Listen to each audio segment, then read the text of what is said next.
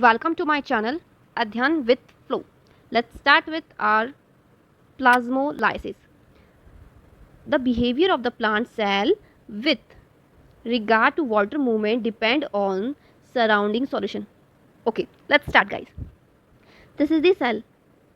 This is the cell. Of course, this is the cell. Yeah guys.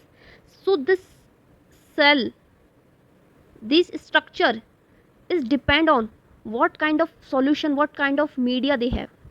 Okay, this cell contain if high water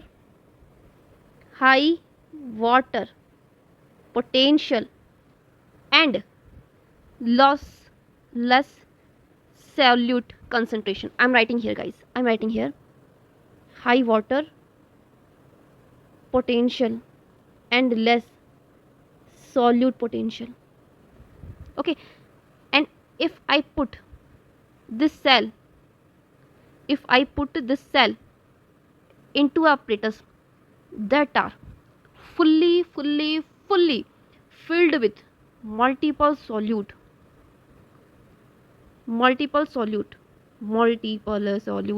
so here containers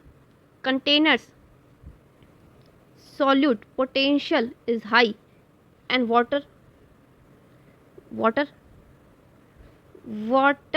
potential is less. Now tell me where to where water will move. Water will move to their high water potential to their lower water potential. The cell contain high water, then water will move cell to this container. Water will move outside. So water will move outside. So this mechanism is hypertonic because the cell medium contain high solute potential and less water. This media contain high solute and less water. Then water will move cell to container, and we can call it as a hypertonic. Let's discuss about another. Let's take a cell. Okay. What's the result of this cell now? If water will outside, then cell become shrink. This is the end result. Okay, let's take another cell. This cell contain less water and highest solute. Cell contain less water and high solute. If I put in that kind of apparatus that contain highest amount of water, if we put the cell into their higher water medium and this medium contain very less solute, so container water high and solute potential is less. In cell less water potential and high solute potential. In container high water potential and less solute potential. Contradict now?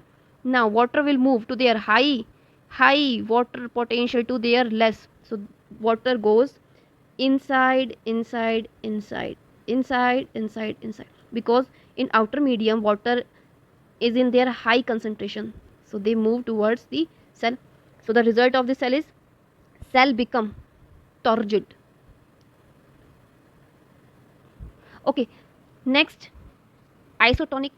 Let's take a isotonics example. I'm having a cell. This cell contain normal solute concentration and normal water potential, and if I dip this cell into a medium, that medium contain what? Normal water and normal amount of solute. Then what happened with this cell? The cell become their flaccid form, normal form, because no intake and outtake of water, no intake and outtake of solute. So cell become in our isotonic form. So there is no net flow of water towards the inside or outside of the cell. Okay, now in your book there is another term turgor pressure. Turgor pressure. This is the cell, guys. If this cell is filled with water,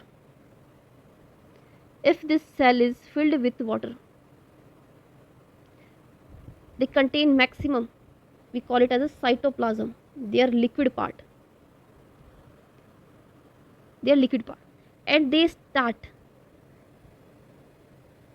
pushing the wall,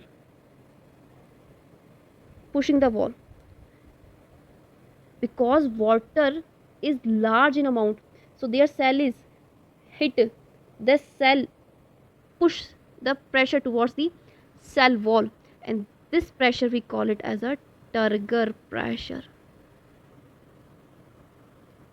Okay, so this is all about plasmolysis. Now let's take a quick view of imbibition. Normal, guys, normal, very normal.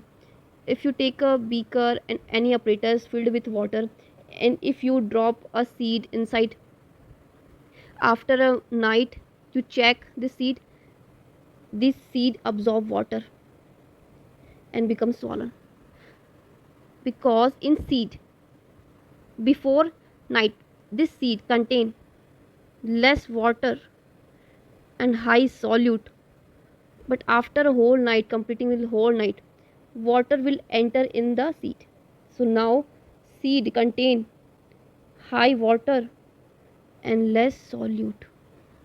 Look at here, guys, I'm reading the paragraph. Imbibition is a special type of diffusion when water is absorbed by a solid thing. It may be seed, it may be solid thing, anything. The classical example of imbibition are absorption of water by seed, okay guys, and dry wood. If dry wood we throw into the river, we throw into the water, they become swollen. The pressure that is produced by swelling of wood has been used by prehistoric man of split rocks of boulders. If it were not for the pressure due to imbibition, seedling would not, if this pressure is not occur, if seed does not take water, then never seed will germinate. Okay, so this is all about imbibition. Imbibition is also diffusion, since water movement is along a concentration gradient. The seed and other such material have almost no water. Yes, there is in previously less water and high solute. Hence, they absorb water, and after absorbing, they become swollen. Water potential gradient between the absorbent and liquid imbibed essential for imbibition. In addition of any substances of imbibe any liquid, affinity between the absorbed and liquid is also pre-requisite. Means they want to say that in previously the seed contain less water and high solute, but after some time, after the potential gradient, seed absorb water and become swollen. So that's all for imbibition, and I also completed your plasmolysis. So that's all for now. In our next video we will discuss about long distance transport of water, how water will transport with the help of xylem in all the plant. So thank you guys, thank you for listening me and supporting me. Keep smiling and revise and subscribe my channel. Thank you.